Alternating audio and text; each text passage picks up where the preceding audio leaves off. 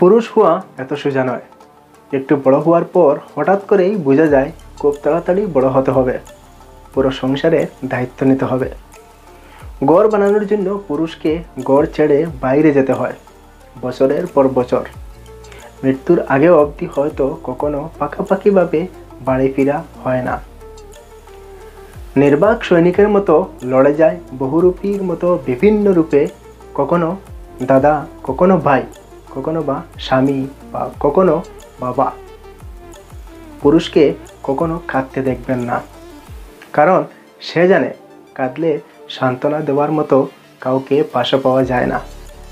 বিভিন্ন কারণে যদি স্ত্রীর সাথে ঝগড়াও হয়ে যায়, সে হয়তো চুপ করে থাকে বা একবেলা না খেয়ে থাকে, তবুও তার কোনো বাপের বাড়ি হয় না যেখানে গিয়ে সে তার অভিমানটা প্রকাশ করতে পারবে।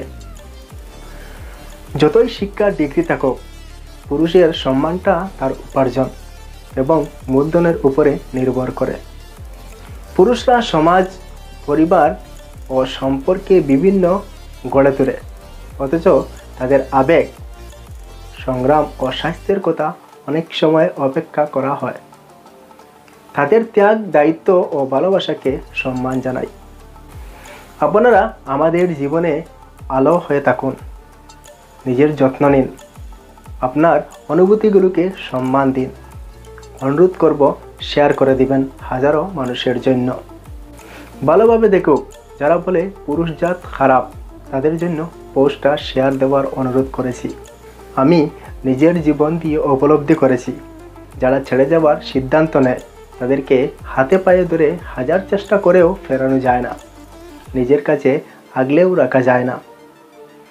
ছেড়ে যাওয়ার সময় মানুষগুলো বড্ড কঠিন হয়ে যায়। উল্টো বদিকের মানুষটার ভেতর ভেতর মরে যাচ্ছে জেনেও ওরা চলে যায়, পেছনে ঘুরেও তাকায় না। সে মানুষটাকে সবটুকু দিয়েই ভালোবাসবেন, সেই মানুষটাই মন খারাপের মেঘ এনে জমা দিয়ে যায় মনের চিট খাটুয়ায়।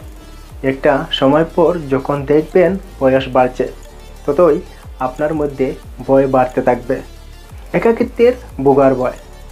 একটা সময় পর মানুষ সমস্ত মুখ কাটিয়ে রাত গভীর হলে কুলে মাথা রেখে একটু শান্তিতে ঘুমানো যায়। রংচটা একটা ঘরে সংসার পাতা যায়। তাই যারা ছেড়ে যেতে চায় তাদেরকে যেভাবেই হোক আটকে রাখতে চায়। কিন্তু ওই যে বললাম, যারা ছেড়ে যায় তারা ছেড়ে যাওয়ার সিদ্ধান্তটা আগেই নিয়ে ফেলে। আমরা আসলে সবটাই বুঝি, কিন্তু বুঝেও বুঝতে চাই না, চোখ বন্ধ করে রাখি। ঠিক ছেড়ে যাওয়ার জন্য তারা অবহেলায় ত্রুটি রাখে না। খুব ছোটো ছোটো কথায় তারা বিরক্ত হতে শুরু করে। সারাদিনের 2 মিনিটের জন্য কথা বলতে চাইলেও সাফ জানিয়ে দেয় ব্যস্ত আছি, ভীষণ চাপ। মেসেজ পাঠালে আনসিন হয়ে পড়ে থাকে, অথচ ঘন্টার পর ঘন্টা আড্ডা দেয় টাইমলাইনের নিউজ ফিডে। আলটিমেটলি তাদের ছেড়ে দিতে হয়। তাদের সিদ্ধান্তকে সম্মতি জানিয়ে তারা বলার আগেই দরজাটা খুলে দিতে জানতে চায়। আবার কোনো কোনো সময় এই মানুষগুলো ফিরেও আসতে চাইবে, ফিরে আসা যায়, কিন্তু ফিরে আসা গেলেও ফিরিয়ে নেওয়া যায় না বোধ হয়।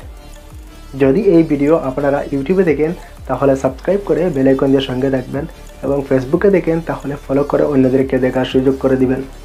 আপনারা ভালো থাকবেন, সুস্থ থাকবেন এবং আমার জন্য দোয়া করবেন।